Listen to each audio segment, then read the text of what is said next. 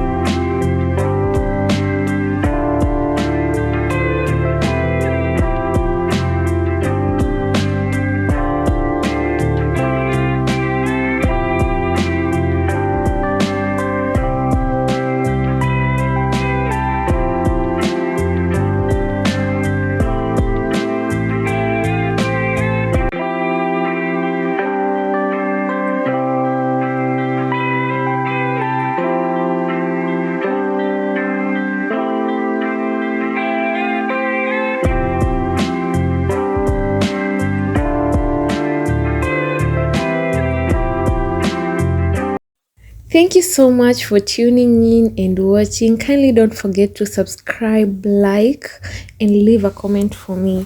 And you can also share my videos to your friends. Tell your mommy, tell your sister, tell your nephew, tell your niece about me. Anyway, until next time, see you in the next video. And you can also try the recipe too. Bye.